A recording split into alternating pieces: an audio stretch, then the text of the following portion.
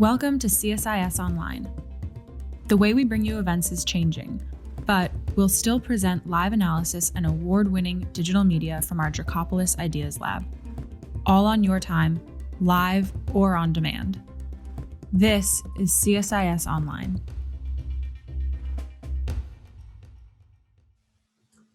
Well, good morning, everybody, or good afternoon, as the case may be. I'm really delighted to welcome all of you for the Scholl Chair, and I think for the Europe program as well, one of our first events of 2021. And it's a particularly well-timed one because I think at least that contrary to expectations, this is going to be a year of Europe, I think, which means my colleague Heather Conley is going to be very busy. You'll be hearing from her in a few minutes. But we spent 4 years talking about China, and we're going to continue to talk about China. In fact, today we're going to talk about China because it's an important topic in the context of the U.S. EU relationship. But I think it's also clear that the EU, the transatlantic relationship has suffered over the last several years on many fronts. And I think both parties, our incoming president and the current commission, have made clear their commitment to try to make it better. And I think I can say with some confidence that President-elect Biden is determined to do that. He knows a lot of the European leaders, and I think he's committed to moving forward on many fronts, not just trade. But trade is one of the important ones. And I think the EU has offered, I think, a significant olive branch in recent weeks about how to sort of reset that part of the relationship.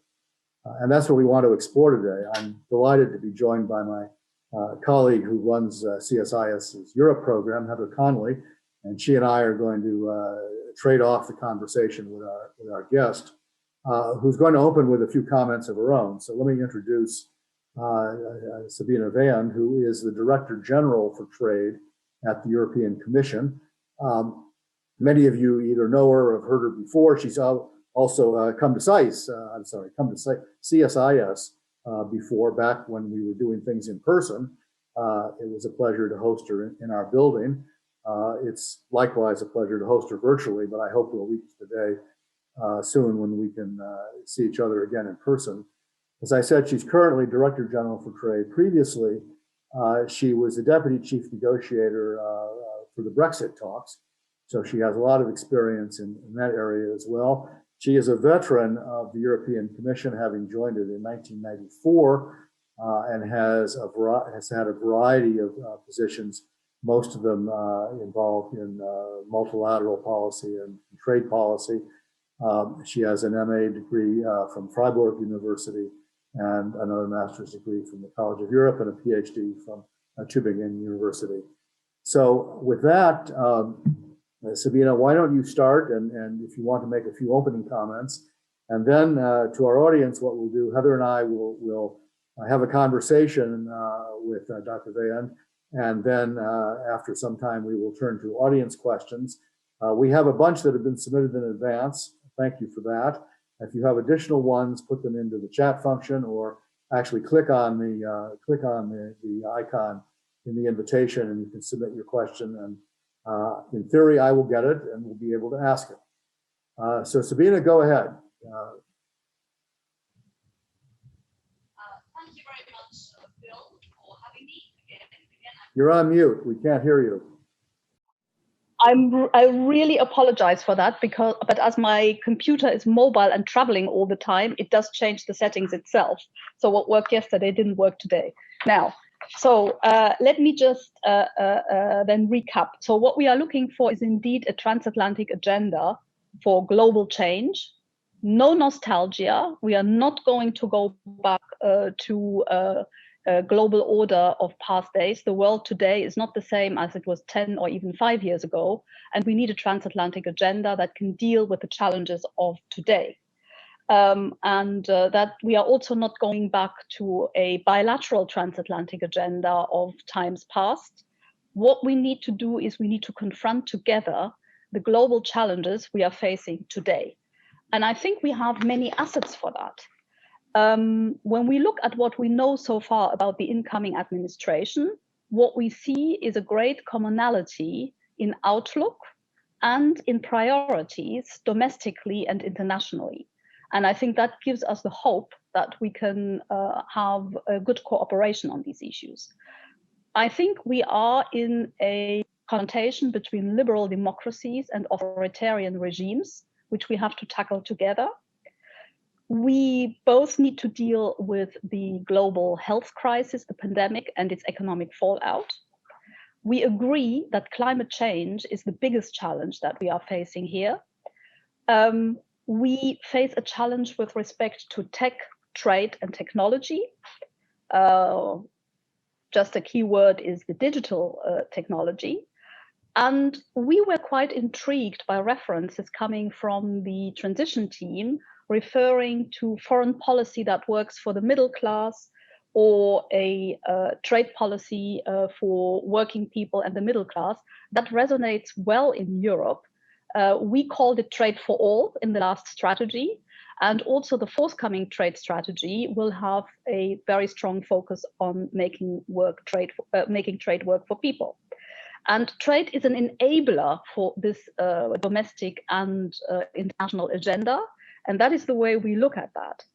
So for us, trade is not a standalone chapter of our cooperation, but it is basically an integral part of our policy priorities.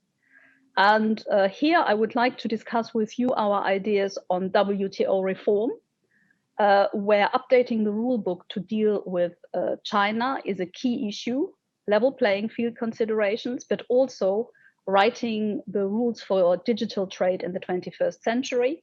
Of course, trade and health, trade and climate, where we would like to partner with the US. Then that brings me to a focus on climate, where we need to work on carbon pricing together, on emissions trading, taxation, carbon border adjustment mechanisms, etc. And you may have spotted, if you had time to look at our communication of December, that we would also like to work with the US on promoting labor rights around the world and to promote adherence to ILO core conventions.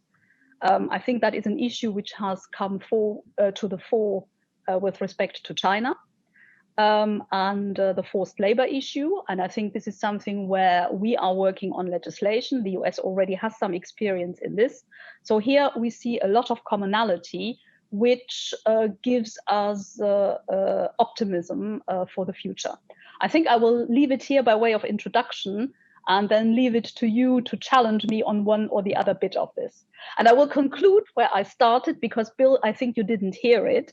I'm very flattered you spent part of your birthday here with me. So happy birthday to you and all the best and many happy returns. Well, and I hope we will be able to raise a glass when I come next to Washington. Always ready to raise a glass. At my age, I'm not celebrating anymore, but thank you for the good wishes. We do have, you've been given us an excellent overview, and we're very appreciative of that. There are some issues we'd like to delve into a little bit more deeply. Some you mentioned, and I think and a couple you didn't. And I'm going to turn it over to Heather for the first set of questions. So Heather, take it away. Well, Bill, this is late breaking news. Happy birthday, my friend. It's great to hear that. And Director General Weyand, thank you so much. A warm welcome to you. I just want to echo, we really enjoyed having you in person and accompanying then EU Trade Commissioner Phil Hogan, which seems like a long time ago, in our building, but we're very glad to see you, and a warm welcome to all of our colleagues that are joining us today. What a great way to start a year when it's going to be the year of Europe. And I think you're absolutely right. The essential nature of the transatlantic relationship with all of these important global challenges. But I want to begin my series of questions with another bit of big news, which of course was the EU-China Comprehensive Agreement on investment. And in fact, for many in Washington, that was a surprise that the agreement came out so very quickly. Of course, we have not seen the agreement itself in writing, so some of this is a bit of speculation that I hope, Sabine, you will put to rest or provide that clarity. But let me begin actually where you ended on the forced labor question, because of course you are getting a lot of questions from members of the European Parliament that are examining very closely of this agreement that was reached in principle at the end of the year. What I don't understand are the two standards. And again, please correct me if I'm wrong. The EU-Vietnam Free Trade Agreement required Vietnam to sign on to the ILO Convention, but yet the EU-China agreement evidently, again, please provide that clarity, did not. This was a very big blow to the European Union as a values actor in the world. And I would really welcome your thoughts on that. And then I'd like to continue on the CIA, two more questions on subsidies as well. So, but let me turn this over to you. Help us understand the decisions you've made on forced labor and the lack of requirement on the ILO Convention. Yes, I'm happy to do that. Well, first of all, I think the conclusion should not have come as so much as a surprise. I mean, we've been negotiating for 7 years. There were summit meetings in 2019 that set the joint aspiration of concluding the negotiations by the end of 2020. This was repeated twice this year at leaders level, once in July, once in September. So the target date had been the end of the year, and that was public knowledge, and that is what we were working towards. Now, the EU side has always said it's substance before timing. But then I think in the Chinese system, once the decision has been made to conclude these negotiations by the end of the year, the whole system fell into place in order to make that possible. So we saw in the summer breakthroughs, which had proven elusive for a long time on so-called level playing field issues. So China agreed to the disciplines on state-owned enterprises, to transparency on subsidies, including on services, where we do not have such obligations in the WTO. And on forced technology transfer, the commitments China took are comparable to what we find in the US-China Phase 1 deal. But in the US-China Phase 1 deal, I think this is the only structural issue that is being addressed. The other issues were not part of that negotiation, which was more about purchasing commitments of agricultural goods by China. Now, on the issue, so from that point of view, so we had this breakthrough on level playing field, and then in the autumn, the instruction again publicly by the leaders was, now let's focus on market access and on sustainable development. And of course, that is when you get towards the end of the negotiation, it gets harder and harder. So even at the beginning of December, our assessment was we may not get there because China is not making the necessary moves. This was communicated to China and we agreed to a rendezvous in January. And then they came back and basically were ready to do the deal on the basis of the terms we wanted. Now, as you know, as any negotiator knows, once the concessions are on the table, you take them. Yeah, you don't say, oh, sorry, I got what I wanted, but let me reflect on this again. No. So what we did is we concluded these negotiations when we had the market access commitment and the sustainable development commitments. And here, this had been a very difficult discussion with China because we insisted that they meet exactly the standard of our free trade agreements, including the one with Vietnam. Now, ratification of ILO conventions is a sovereign act by a member. We have to respect that sovereignty. So we cannot oblige a country to ratify by a given date. However, what happened with Vietnam was that it was exactly the same language, a commitment to continuous and sustained efforts towards ratification of the ILO conventions. So you find the same language in the China investment agreement, despite the fact that it's not a free trade agreement. And then you have the discussion starting, which we are now starting with the European Parliament and the member states and Council, where people say, okay, certain conditions have to be met before we are able to ratify this agreement. So that is what happened with Vietnam. The roadmap towards ratification was established in parallel with the ratification process of the agreement in the EU. We will have that discussion. Now, China and Vietnam are different countries, so I'm not saying that the outcome of this discussion will be the same, but in terms of the language in the agreement, it is the same as far as the ILO conventions on forced labor is concerned. What we didn't get, but you won't be surprised, is a commitment to ratify the conventions on freedom of association. But I think we all know that an investment agreement is not a tool for a regime change. Thank you. Thank you so much for that clarification. Just two other questions on the CIA, and then I will move over to Bill for his questions. As on the questions of transparency versus enforcement, some analysis has suggested that the comprehensive agreement, its emphasis is on transparency, particularly as it relates to subsidies, but you really don't have an enforcement mechanism that's adequate. I'd love your reflection on that. And quite frankly, for me, it was surprising, again, as press reports on the document, please clarify us if we're wrong, that in fact, the subsidies decision was actually more generous towards China than it was to the UK with the UK EU trade agreement. Now that may not be correct. So you get to correct the record, but I just saw some press reports on that. And I know you know that world very well too. So we'd love your reflections on that. No, I mean, I do recognize it is difficult to have that discussion while the text is not yet public. So we will publish the text next week. I mean, as I said, it's always like that. We have the agreement in principle, which is the moment when both sides say, we've delivered on the mandate, the negotiations are concluded. Then we have to clean still the text and publish it. And then it goes still to legal scrubbing. No? So you will see the text next week, and then you can look at that for yourself. So the market access commitment and the level playing field commitments, which are about, as far as subsidies are concerned, about the transparency in subsidies, are subject to the usual dispute settlement mechanism, including the possibility to use sanctions. For sustainable development, we have a dedicated dispute settlement mechanism, which is based on a panel of experts with the possibility of civil society to contribute, to make amicus curiae briefs, etc. The report of that panel of experts will be public. So this is the normal standard, and then there is a follow-up, but there are no sanctions for sustainable development. But again, this is in line with our normal practice. And I think that the comparison, I don't even know what this is based on. I have also seen press reports. I think they are comparing apples, not with pears, but with bricks or something totally different.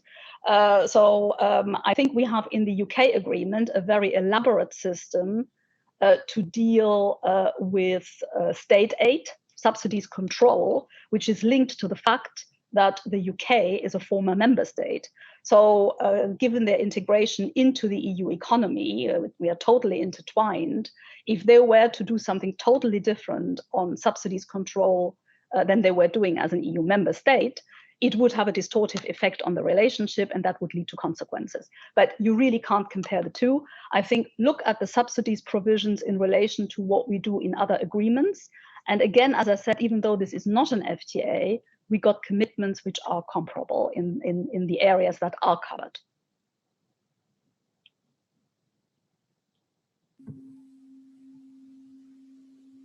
Heather, you're on mute. Do you want to you have a follow-up? I don't. Over to you, Bill.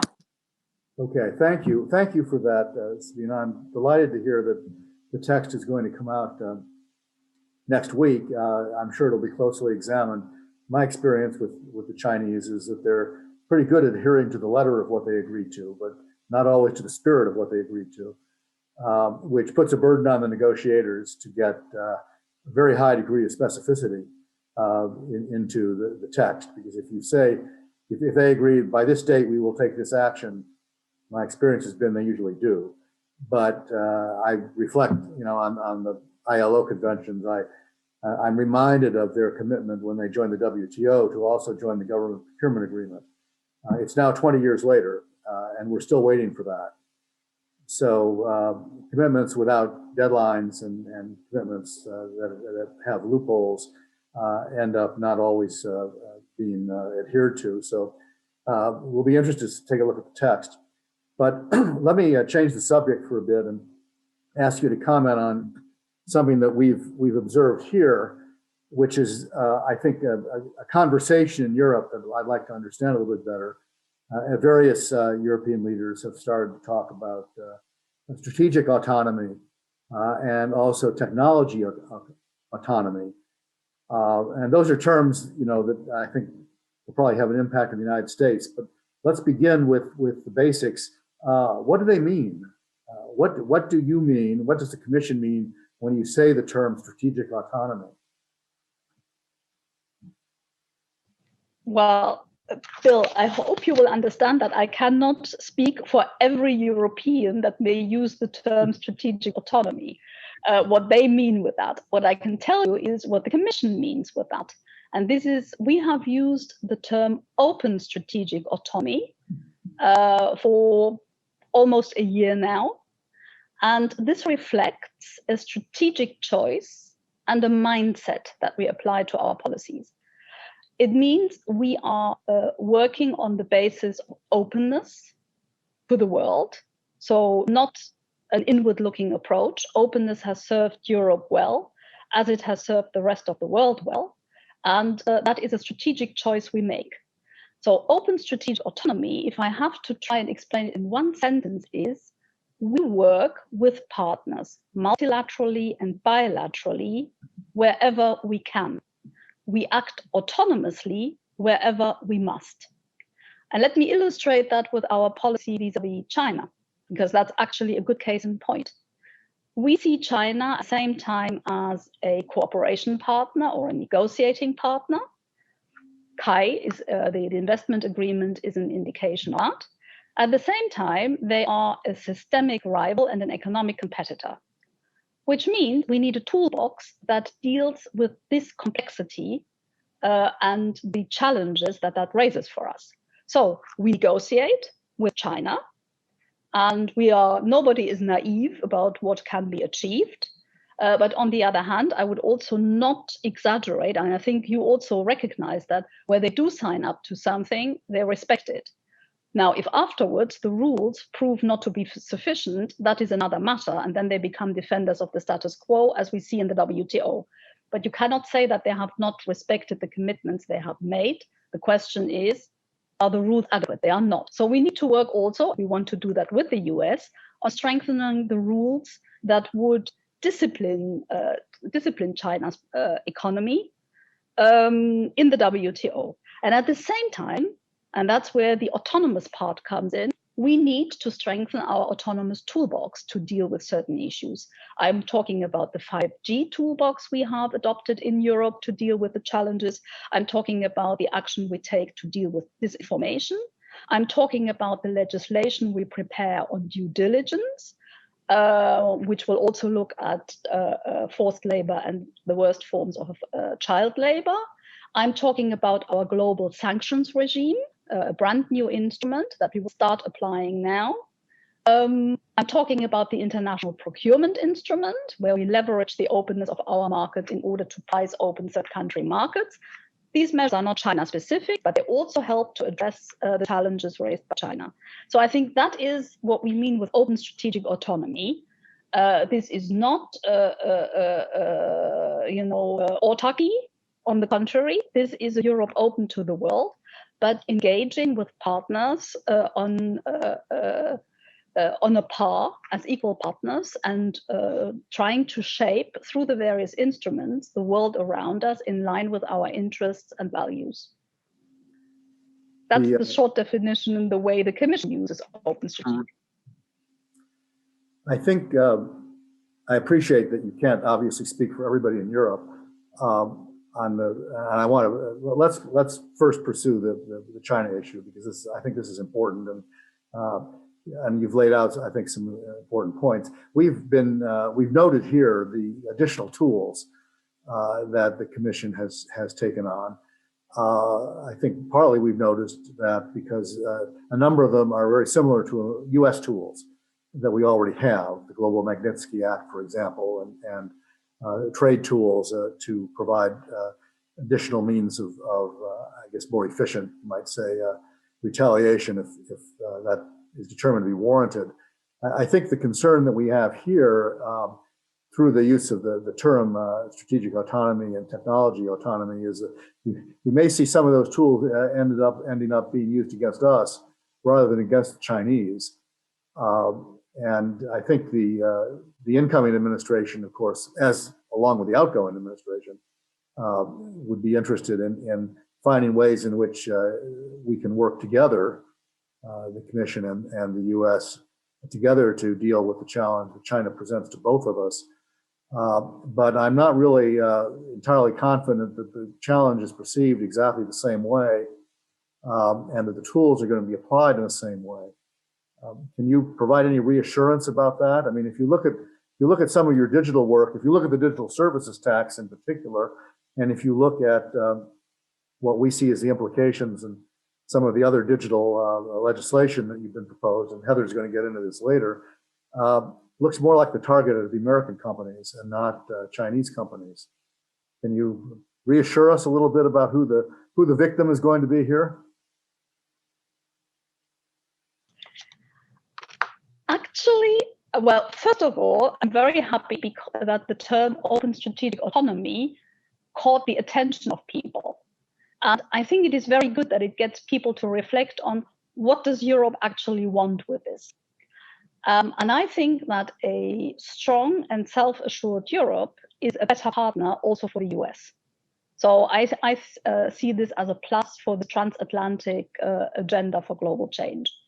Now, we have indeed the issue of digital services tax, where the US administration, the current US administration, has threatened to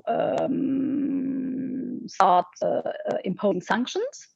We were happy to note that they have refrained from actually starting to collect money. And we see that as a sign of both sides and the incoming administration wanting to give a chance to the OECD process. That is what we want to do as well. So we are working on an EU proposal, and we have timed it so that it coincides with the OECD process. And I think there is a possibility to discuss this. Yeah. We are committed to making any proposals non-discriminatory and in full compatibility with our WTO obligations. And when the Commission comes with a proposal, you know that is not yet a law. That is then the basis for the discussion. What we had said to the previous administration was to say, if you have concerns about WTO compatibility, then do take it to the WTO. What we cannot accept is that the US takes the law into its own hands and is judge and party in this. And this is also against the commitment they made on Section 301 action, which is to say, where we find a risk of incompatibility with the WTO, we bring this to the WTO to have adjudicated. But what I'm hoping for now is a new start, a new engagement, and totally ready for that. I think the concern behind this is actually a shared one, which is there's no reason why digital companies should not pay their fair share of the tax burden, and at the moment they are not, compared to brick and mortar companies. So this is an issue of fairness, which I think should also speak to the incoming administration. So from that point of view, we are ready to work together. But I think on the challenges, it is quite clear that we need to do something. And that brings me to the Digital Services Act and the Digital Market Act. Again, I think if I follow the discussion in the US correctly, I see that there is also an increasing concern in the US about some large online platforms that act as gatekeepers in digital markets, and where we do not have a level playing field for new market entrants to compete on a fair basis. And there are abuse of power possible. And I think there has been a lot of discussion recently about the suspension of the US president's Twitter account. And while everyone agrees that platforms have a responsibility for policing the content that they distribute, at the same time, there have to be some rules of the game, and basically public authorities regulating who has a possibility to express themselves on such platforms. So again, I think this is about rebalancing the rights and responsibilities of users, of intermediary platforms, public authorities, And it is linked to what I referred to in my introduction, which is the fight of democracies against authoritarian regimes, disinformation, etc. So from that point of view, I think the concerns are different. Of course, we have different legal traditions, different regulatory traditions, which makes it all the more worthwhile for us to engage in how to regulate these issues.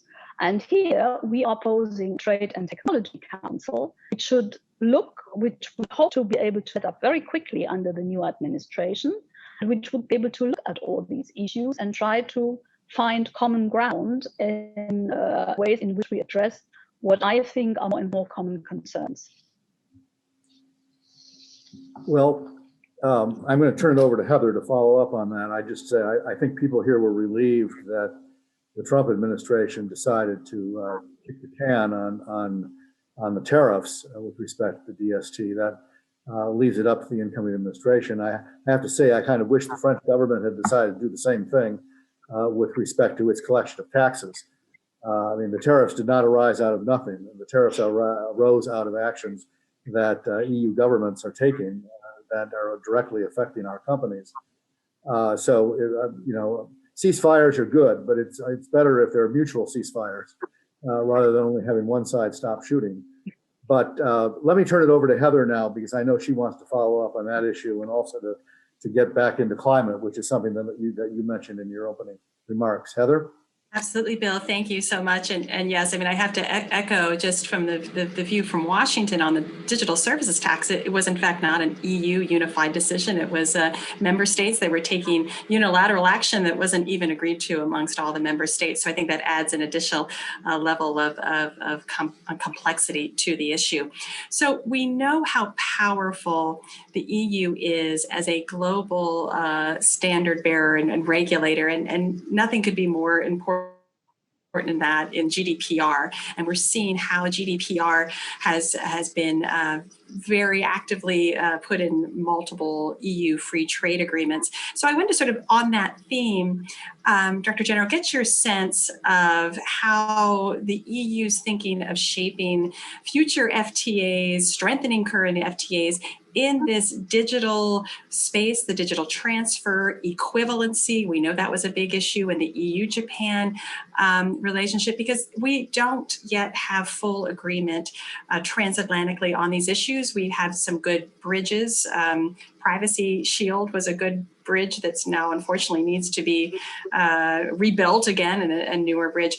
The issues such as data localization, those requirements, help us get a sense of your vision for how the EU and the trade agenda will look at some of these very important issues. And then my second question, exactly as you said in your opening remarks, the green agenda is going to be a massive issue globally, transatlantically, and how, in addition to just the Trade and Technology Council, how do we get at those issues for the trade agenda? Because we do want to keep that innovation. We don't want to overregulate that space, but we're also talking about reorienting our economies very fundamentally with these very ambitious climate targets. That's also very painful adjustment. So just would welcome your thoughts on that.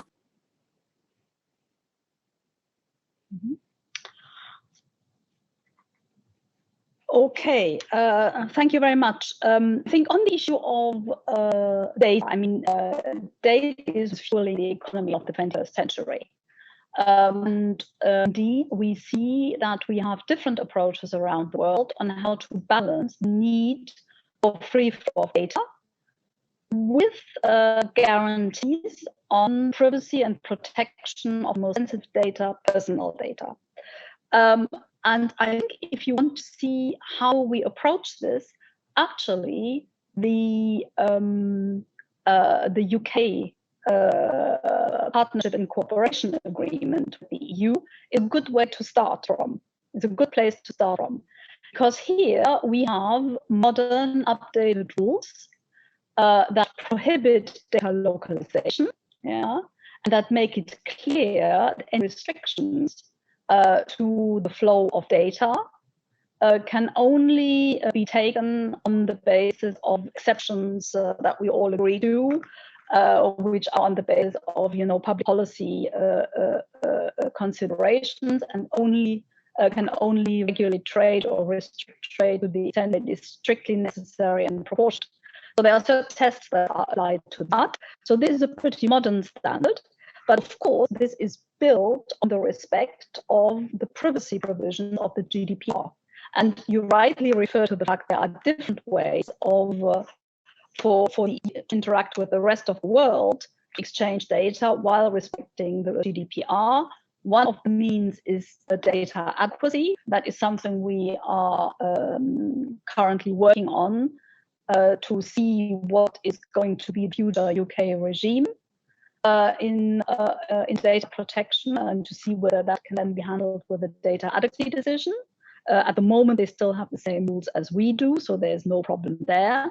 But the GDPR also sees other possibilities to exchange data. This is from standard contractual clauses to other arrangements. And as you said, unfortunately, the privacy shield was found not to be fully up to what is required under the GDPR. So we'll have to find other ways of working on this. But basically, I think we are getting close to establishing the approach. And as I said, UK agreement is the latest expression of this, on how we can combine rules for digital trade, freedom to exchange data, with guarantees of the protection of private data. On the Green Deal, I think there is an enormous amount of possibilities to cooperate. It goes well beyond. It's not a trade agenda issue. This is what I refer to. I think both sides are pumping enormous amounts of money currently in the economy in order to shore up economic activity in context of the pandemic. We have to make sure that this money goes towards innovation and basically towards achieving climate neutrality of our economies. There are enormous potentials there, and I think we have complementary economies. We can work together here on clean technologies. We are in contact in the process of establishing green alliances, climate alliances with my countries to move exactly this issue forward. But I think if we can already work together to orientate public money towards supporting the green transition, I think that would already be a very good way to start. And then we need to look at the issues I was talking about: carbon pricing internationally, emissions trading, taxation. Here, allow me a side remark. Yes, of course, member states have the capacity to tax. Not everything is regulated at the EU level. But I think this is something which is also well known in the US. I think your federal states also have the power to tax. And it's not always very easy for then outsiders to understand what's happening there. So I think have a similar degree of complexity in this respect. So we also need, and we also should work together in the WTO on trade and climate, because more and more countries will take climate measures and will want to make sure that these are not undercut by trade in products that do not meet the same standards of climate friendliness, to put it roughly.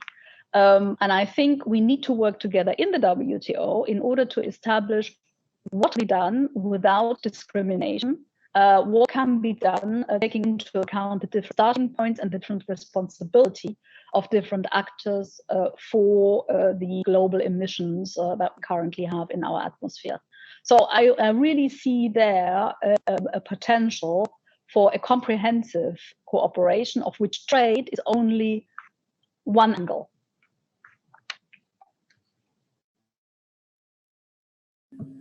Okay, let's spend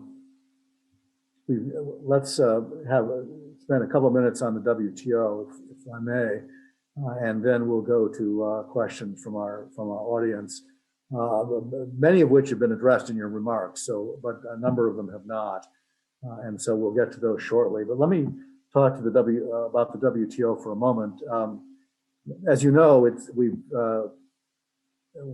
been at a bit of an impasse. The U.S. has objected to the appointment of Ngozi Okonjo-Iweala as the new Director General. We will see what the incoming administration does about that. The Trump administration has blocked appointments to the appellate body. The EU has responded by setting up its own multi-party interim appeal arbitration process. I guess I'd ask you two questions. One, what your advice to the incoming Biden administration is about how to deal with those problems, because they're immediate, at least in the case of the WTO Director General, but also to reflect on the fact that there does seem to be a philosophical difference between the Commission, at least, and the United States basically over judicial restraint and judicial activism. The U.S. And Ambassador Lighthizer has been very clear about this, has taken on a view that judicial restraint is the best way particularly for the appellate body to act. I think there actually is bipartisan unity on that question here. The EU appears to favor a much more activist approach. So maybe you can do two things: give the incoming administration some advice on how to tackle these problems, and talk about that particular philosophical gap and whether you think there's a way to bridge it. Okay, as usual, very easy questions, Bill. But let me. Well, first of all, I really think it's not my place to give advice to the incoming administration. So let me rather express a hope that we have on the EU side, and that is we have seen as the outcome of an elaborate, very consultative selection process, very inclusive one. We have seen agreement on a highly qualified candidate. I think joining the consensus in Geneva around the candidate would be an act which would create a lot of goodwill and which would be a direct demonstration of the commitment to multilateralism that President-elect Biden and his team have made. So I think it is more a hope and certainly not an advice. But I think it will be important to have the WTO Director General in place very rapidly, because she has the task of preparing the next WTO ministerial meeting, which is to take place still this year, probably in the latter part of the year, but still this year, which doesn't leave a lot of time. And I think, so for me, that would be a really important thing. But then we also need to address the real problem of the WTO. The real problem of the WTO is that the rules have not kept pace with the economic developments. So the rules have not disciplined China, and they have not prevented the negative fallout of China's capitalist system. So we have serious level playing field problems which undermine support for globalization in our countries, and which create economic insecurity. And we also know that economic insecurity undermines trust in democracy. So we really have to tackle that issue of the level playing field. And that is and I think we have to take a first bite at the cherry by revitalizing the trilateral organ, in order to design rules we can then, at the next ministerial conference of the WTO, take to the WTO in order to create pressure to change these rules. And I think if there are enough like-minded countries led by an EU-US alliance, we have a better chance of getting there. When you have rules that are up to date, you need the enforcement of these rules, otherwise it doesn't work. And I know that a lot has been made about the difference between judicial activism and judicial restraint. But that is not what has separated us from the Trump administration, from the current USTR. What has separated us is, are we going back? Do we want to go back to GATT 1995 or to GATT 1947? Mr. Lighthizer did not want to have an appellate body that exercised judicial restraint. He wanted no appellate body. And that is what he has achieved by letting the members expire over time. What we are ready to do is, we are ready to look at judicial restraint. And we will come forward in February with a proposal for WTO reform, which will also make that clear. And if you look at our multi-party interim arrangement, you can see that it already circumscribes more narrowly what these arbitrators should look at in appeals. So we have integrated some of the reflections that came out of the Walker process. So I think this debate about judicial activism versus judicial restraint is a caricature of positions pre the Walker process.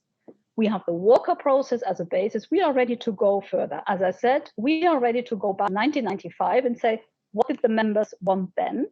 Yeah.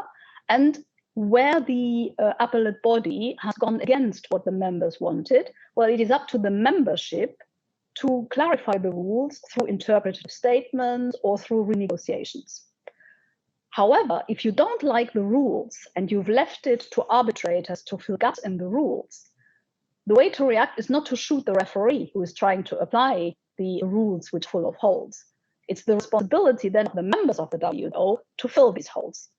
And I think that is what we are up to. And from that point of view, I think that actually an EU-US understanding on the reform of the WTO appellate body, or dispute settlement in general, because the first panel stage also has its problems. It takes all too long to settle disputes. I think that should not be too difficult to come to an understanding. Then, of course, we have to start negotiations with the WTO partners. But from that point of view, I'm not too worried about this. Well, thank you for that. We'll look forward to your proposal in February on this. And the sad thing is we already have shot the referees, unfortunately, and we've got to get into the business of rebuilding that. I think the incoming administration will have an interest in doing that. I don't know how far down the road they are in figuring out what their position will be, but I'm sure they'll be interested to hear what you all have to offer. Heather, I'm ready to move to audience questions. Do you have any follow-ups? So I should go ahead. No, let's get to the questions. Okay, I'm going to skip around, but here's an interesting one, and I think I'll just keep everybody anonymous. The EU has a very thoughtful approach to data sharing as a two-way street between public and private sectors, but it has also put forward plans for a European cloud and data sovereignty regime. Data is more useful the more it is shared. These two strategies seem inconsistent. Can you explain?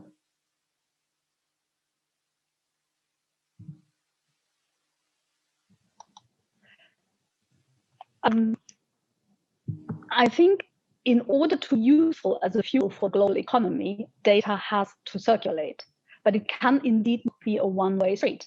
But this is, so I think when we talk about data sovereignty, an expression I don't particularly like, but what is behind it is the need for the EU to build up a robust internal market, where data can be shared more freely than is currently the case. So this is very much about building up our own capacity to engage with the rest of the world. So that is why it's a two-way street. Very clear that, you know, US companies depend on being able to exchange data with the EU, just like EU companies depend on exchanging data with the US and with others, by the way. Yeah. So from that point of view, we think that it is urgent to define rules for digital trade in the WTO. So that is certainly one of the priorities. Yes, we do not have exactly the same approach to these issues, which makes it the more necessary to start talking about this. And I come back to my Trade and Tech Council, where all these issues can be sorted out. But we want to do so on the basis of a strong European data economy. I think that is, so then the question is, where exactly do you put the cursor? So I'm not saying that there is not a potential for divergent interpretations, etc., but I think the way forward is to engage on these issues. Okay, another one that switches subject, and it takes us back to the beginning. Does the EU-China investment agreement put any limitations on the EU or member states' ability to review and block Chinese investments that are considered to be a national security threat? No. Okay. You want to have more than a one-word answer? I think one-word answers have merit of be clear. Now, what we have is we have certain market access commitments, and by the way, the whole point of the agreement is to rebalance this. So it is China that has owned up, and the EU has bound its economic market opening, current market openness up to a point. But all this is without prejudice to the ability of the EU and its member states to take the necessary steps for reasons of national security, but also, public morals and whatever other exceptions we have. And of course, the FDI screening mechanism for issues of security, which has been up and running since October, and where we have benefited in good cooperation with the US administration, by the way, is something which is unaffected by any commitments we make in any trade agreements. So we remain free in control of these security-related issues and the FDI screening. Okay, here's another one. I think this one will be controversial. To what extent do you think it might be possible to return to negotiation of TTIP?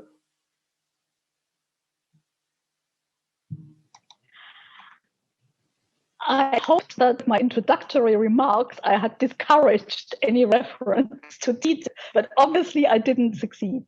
Now, to be a bit more serious on this, I really think, TTIP was an instrument of a different time and a different era. I think we are now in a situation and I think we should not be driven by nostalgia, but we should be driven by our joint responsibility to deal with the very difficult geostrategic situation we have at the moment. An EU-US TTIP type agreement would do nothing to deal with the challenges that the global trading system does at the moment, faces at the moment, like the rise of China, the effects of Chinese overcapacity, the effects of Chinese subsidization. So from that point of view, really, this is why we don't want to have a nostalgic approach to this relationship. But I really think that the commonality we have is in favor of an agenda for global change, and that we best pursue that through the cooperation that I have set out at the beginning. So I don't see any chances nor any interest on either side to go back to an approach which failed a few years ago. And by the way, well before last administration. Okay, I have to say, rather sadly, I think you're probably right about that. We've reached the 10 o'clock hour. We started a little bit late, and so if it's all right with you, Dr. Weyand, I'd like to go a few more minutes because we've got a bunch of questions, but if people have to get off, go ahead and get off. I think we're recording this and the whole thing will be available at a later date. Let me go back. I should have done this in order, but the questions are coming in different order. So I want to go back to the CAI, the CAI for the moment. What do you think about China's new rules on reviewing foreign investment on national security grounds? Do you think this can be misused by the Chinese authorities against European businesses for political purposes and undermine any concessions made within CAI? For example, China using its ability to block foreign investment as retaliation against a member state which would speak out on issues such as human rights or Hong Kong or what's going on in Xinjiang.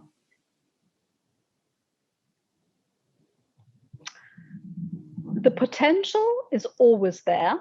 Of course, you negotiate rules. There's always a potential for rules not being respected, which is the reason why you have dispute settlement. But it is also the reason why you do not put all your eggs in one basket. And that brings me back to the fact that there are certain things we negotiate with China. And it is very clear, of course, just like us, this security exception applies to both sides. Yeah, as it always applies to both sides when we have this in FTA as well. But abuse of this for other purposes is, of course, sanctionable. And if you feel that the remedies in the agreement are not sufficient, then you come back to the issue of the autonomous toolbox. Okay, this next one, I love this one. It's sort of a plague on everybody question, but I'm going to ask it of you so you can respond on with the EU perspective.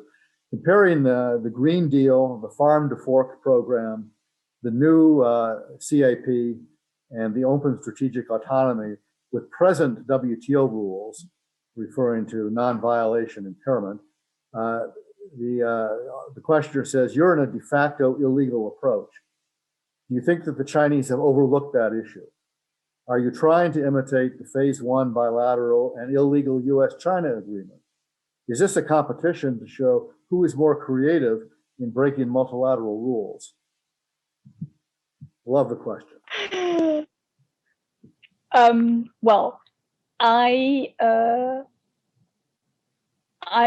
mean, the agreement that we with China respects WTO rules, and you will see when the text becomes public this week that, for instance, all market opening in services applies to all partners on an MFN basis.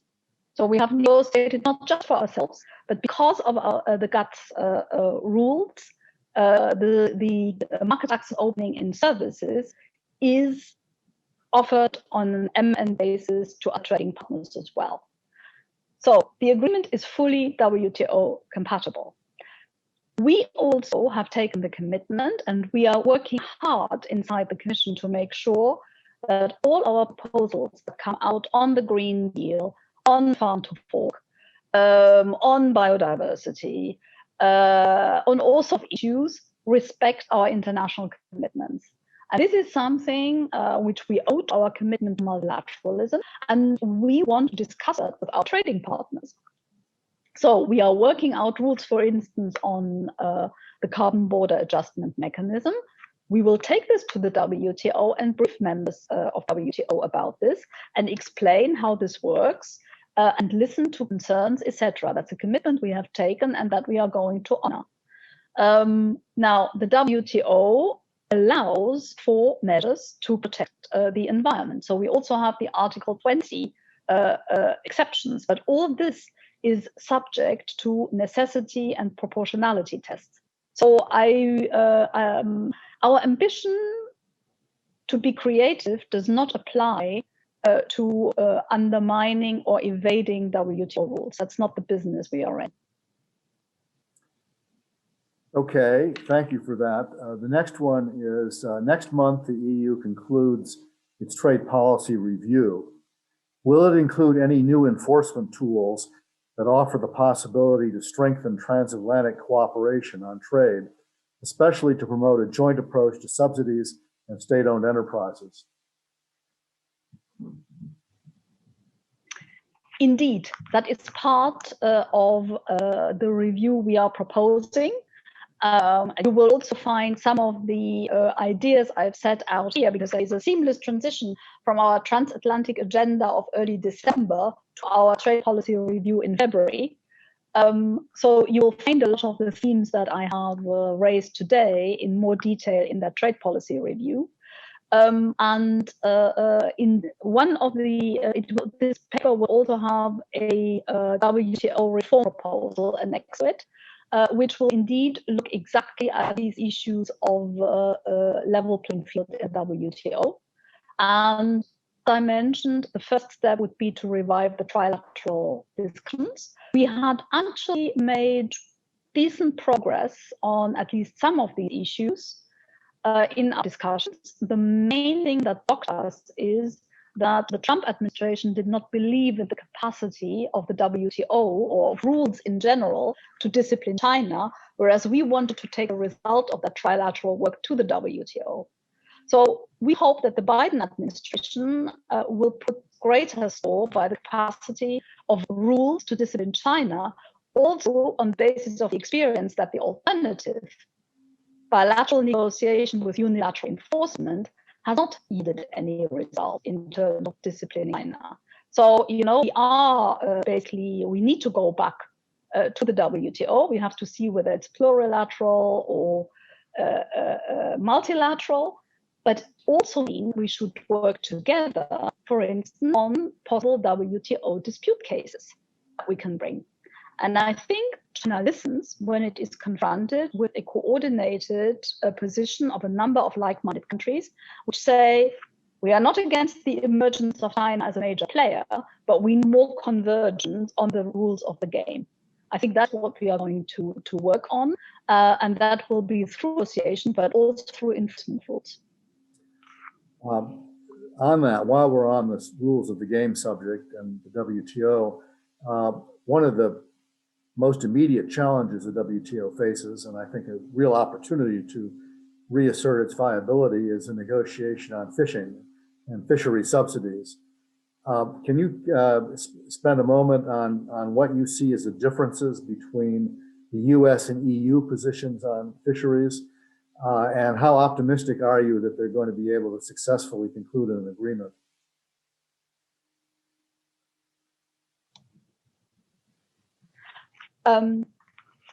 I think that we have to succeed on the fisheries negotiations. The fisheries negotiations need to be concluded ahead of MC12. I mean, we missed the end of the year deadline. We had the excuse of the pandemic, which indeed has not allowed for physical meetings, but when it gets to crunch time, are often necessary, especially in such a large setting. So we really have to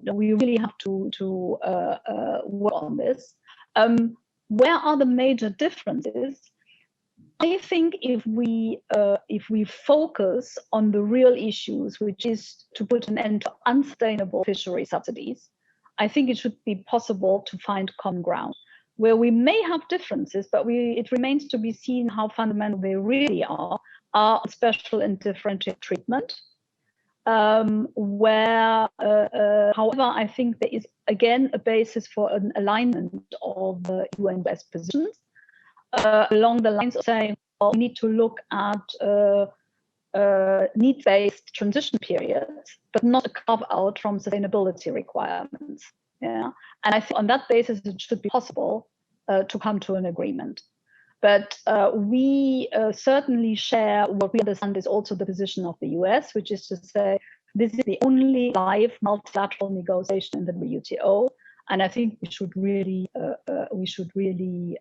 manage to conclude it. That is a credibility test for the WTO. It's not the only one. Let me just mention trade and health, where I really hope that we will be able, in this context, to get a commitment to keep markets open and to avoid pharma nationalism or vaccinalism, which will only make dealing with the pandemic worse. So we hope we can also have the US on board for our trade and health initiative. Okay, just a couple more, I think, and then we'll let you go if you don't mind. One of the questioners has taken the time to read DG Trade's 2020 to 2024 strategic plan and asks, among other things, the document states that in 2022 and 2024, there will be a launch of new FTA negotiations. What partners are currently being considered for this process?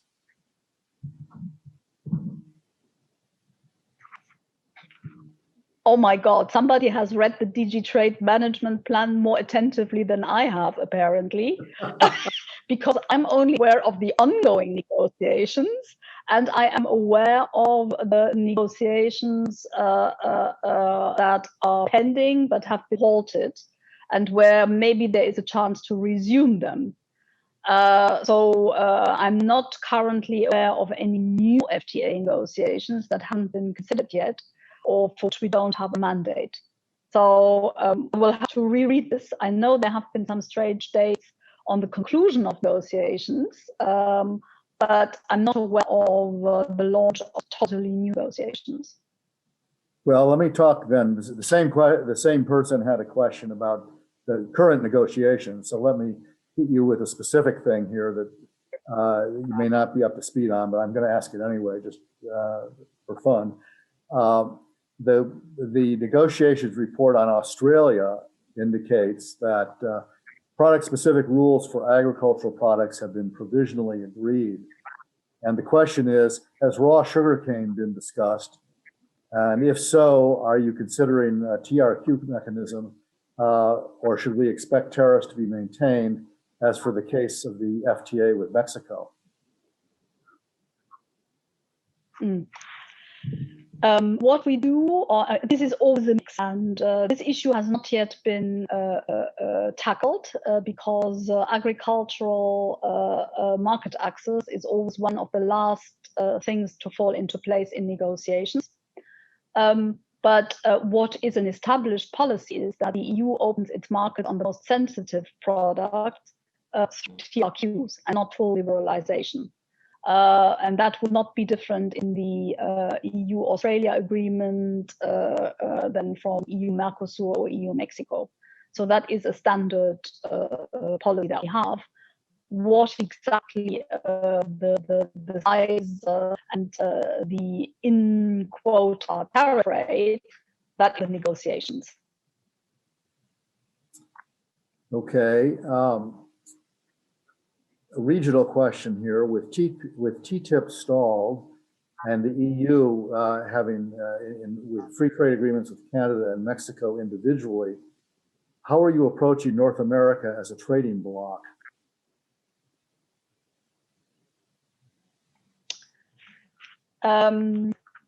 We don't. We have a free trade agreement with Mexico. We have a free trade agreement with Canada, and that is the basis for our relationships. And let me just remind you that our negotiations with Mexico and Canada were indeed triggered by NAFTA, which was beginning to have a negative impact on our trade with Mexico. That's why we then opened these negotiations. So we will continue to deal with this region of the world on the basis of our existing trade agreements. And the Mexico agreement is currently being updated.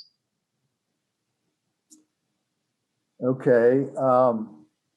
Let me ask, this is sort of a GDPR question that is kind of interesting. While the EU is asking for surveillance reforms in the US, this may be outside your purview, but anyway, while the EU is asking for surveillance reforms in the US, what types of reforms do member states in the EU plan to undertake? There is much less transparency concerning the surveillance practices and protections in EU member states. Are there any plans for this first step to surveillance reform to be addressed by the EU member states? I think you were quite right, Bill, to assume that this is outside of my remit. So I'm really not familiar with any plans in this respect. So I just have to pass on that question. Sorry. Okay, let me close then with one of the pending issues that and before I turn it back to Heather for her to make a closing remark, but one issue that we have not discussed rather peculiarly, and there is a question about it, which is Boeing Airbus. And here is a pending dispute, which it appears almost certain now is not going to be resolved in the Trump administration, unless you've got news for us on that front. Maybe you can say a few words about where you think that's going. Have you had discussions with the outgoing administration? Are we making any progress on resolving that? Thank you very much for that question, because what I forgot to mention in my transatlantic agenda for global change is that, of course, in a way, a prerequisite for creating a good atmosphere is to solve our existing disputes. And I really hope that the incoming administration will start by stopping treat the EU as a national risk to the US nationality. And that we do away with the 232 tariffs, for instance, steel and aluminium, and try addressing the real issue together, which is China's overcapacity. Now, Airbus Boeing is a different matter and probably more complex. Both sides have been found at fault. I think we have, this is a 17-year-old dispute. And we actually thought that we were on a road towards at least a partial settlement still under the Trump administration. And then in the middle of this conversation, these discussions, which were ongoing, where we were discussing a partial suspension at least, or full suspension of tariffs in exchange for a first set of ground rules on few disciplines, as a New Year's Eve surprise, we got a massive revving up of the US sanctions.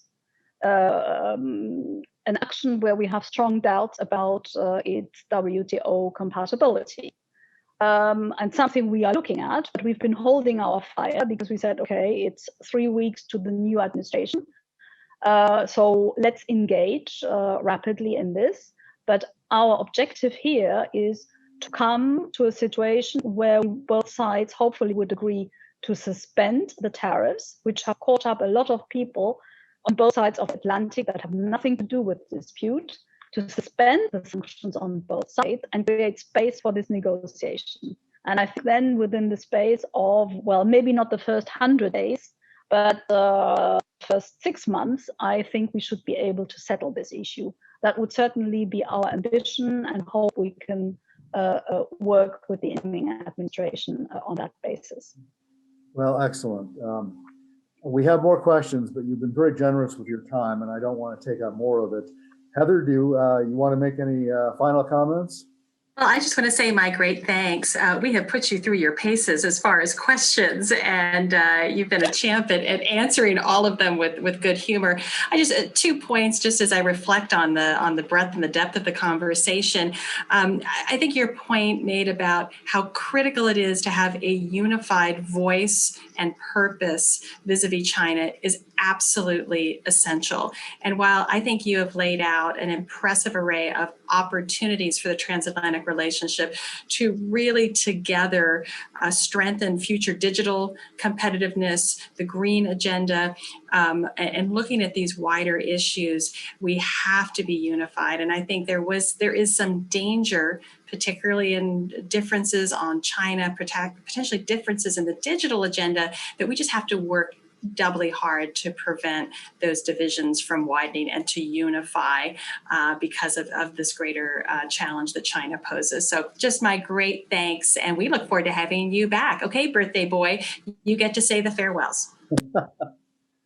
Well, thank you. I just concur with what Heather said. I think we have an incoming president who is, I think from my perception, a Europeanist.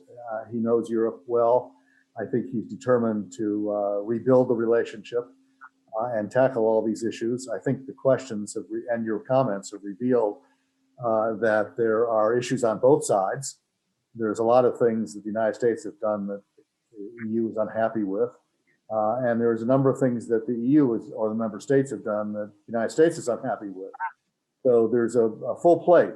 And I think an opportunity with our new administration to tackle all these issues in a constructive way. And I certainly agree with Heather that given the common challenge we both face from China, it's important that we get these other things behind us and move forward together. So with that, Sabine, do you want to make any final comment? Otherwise, we'll just thank you. Well, thank you very much. And I fully agree. And I think in taking this agenda forward, we need to focus on the many more things that bind us together. We have a commonality of purpose there. We have a shared responsibility and the capacity to deal with these challenges. And we have a duty to deal with whatever dispute we have, keeping in mind the greater good that we have to work for. So thank you very much for the discussion today. And I hope I will invite me back physically to Washington at some stage, and I'd be happy to have a conversation in a more conducive environment. But thank you very much for today, and take good care. Well, thank you. And to our audience, which peaked at 350 people, which is very good for us. Thank you all for tuning in, listening. Thank you for the good questions. And you'll be hearing from all of us again. And thanks particularly to Sabine for giving us so much time. Bye-bye.